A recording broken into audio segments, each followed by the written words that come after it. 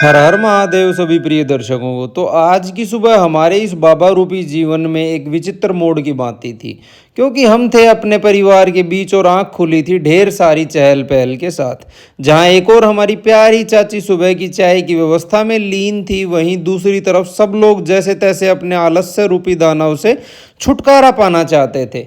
मजे की बात देखिए, रोज की भागदौड़ से ठीक विपरीत आज इन्हें अपने बेड पर आराम फरमाते हुए ही चाय मिल गई थी, जिसके लिए अक्सर सुबह इन्हें खासी जद्दोजहद का सामना करना पड़ता है।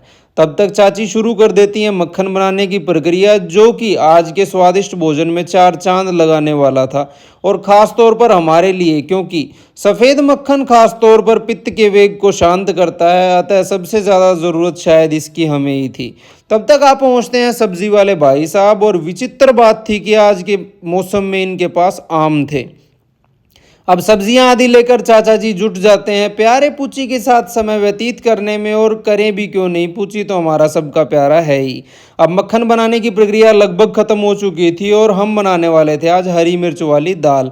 किंतु दुविधा ये थी कि घर में हरी मिर्ची नहीं थी, अतः मैं और मोहित निकल जाते हैं कुछ खरीदारी करने के लिए। और थोड़ी दूर जाते ही हमें मिर्च ढूंढने में कामयाबी भी मिल गई और खरीद कर अब हमें जाना था घर वापस पहुंचे तब तक चाची ने दाल उबाल कर तैयार कर दी थी, बाकी काम हमें करना था। वहीं दूसरी तरफ चूल्हे पर आग भी तैयार हो चुकी थी, और दाल बनाने का लाइव वीडियो तो शायद आप सब लोग पहले ही देख चुके होंगे। अगर नहीं देखा तो आप हमारे फेसबुक पेज पर इसे देख सकते हैं। बहुत ही मज़ेदार सा व्लॉग ये रहा था। दाल बन चुकी थी और रोटियां भी चूल्हे पर बनाई जा रही थी, और कुछ भी कहो, चूल्हे पर बने खाने का तो अपना ही मज़ा है। सब लोग भोजन के लिए बैठ चुके थे, वहीं हम अभी भी इंतज़ार थे अपनी बारी आने का, और जल्दी हमारे इंतज़ार की घड़ियां भी ख़त्म हुई। आज के भोजन में थी दाल, रोटी, सफ़ेद मक्खन और साथ में थोड़ी सी आंवले की चटनी भी, जो कि गुणों से भरपूर होती है। अब भोजन के स्वाद का अंदाज़ा आप इस बात से लगा सकते हैं कि हमारी प्यारी बहन, जो कि हमेशा किसी ना किसी बात को लेकर मुंह बनाए नज़र आती है, वो आज खुशी में फूली नहीं समा रही थी। अब भोजन ग्रहण करने का मतलब था कि दोपहर में सुस्ताना, अतः इसी नियम का पालन करते हुए सब लोग थोड़ी देर सुस्ता लेते हैं, और शाम की शुरुआत होती है फिर से उसी अनूठी चहल पहल के साथ, क्योंकि चाची जी फिर से चाय बनाने में जुटी हुई थी।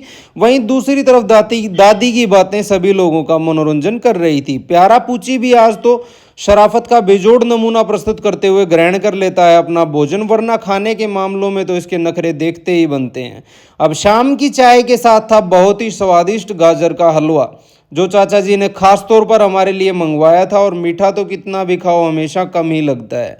अब समय हो चला था सभी को अलविदा कहने का, क्योंकि वापस पहुंचना था कैथल, और पहुंचने में देर होने का मतलब था अगले दिन का अस्त व्यस्त हो जाना। अतः सबको हंसी खुशी विदा कर हम निकल पड़ते हैं वापस एक लंबी यात्रा पर। किंतु कुछ दूर जाते ही हमारी प्यारी बहन को ध्यान आता है कि वो अपना झोला लाना तो भूल ही गई है, अतः हमें वापस आना पड़ता है। चाची जी भी दौड़कर हमें हमारा झोला दे देती हैं। तो ढलती हुई शाम की रोशनी के साथ पुनः शुरू करते हैं अपने सफ़र को। छुट्टी का दिन होने का मतलब है भीड़ भाड़ से निजात मिलना, जो कि अक्सर हमारे लिए तो काफ़ी सुकून का अनुभव होता है।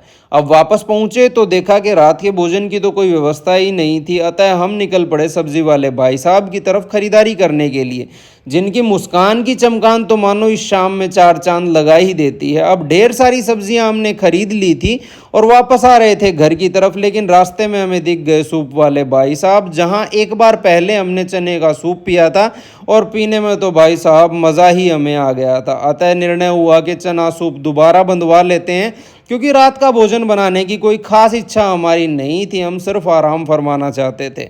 तो चना सूप ग्रहण करते हुए समाप्त करेंगे आज का दिन। आप सभी को मेरी तरफ से राम राम।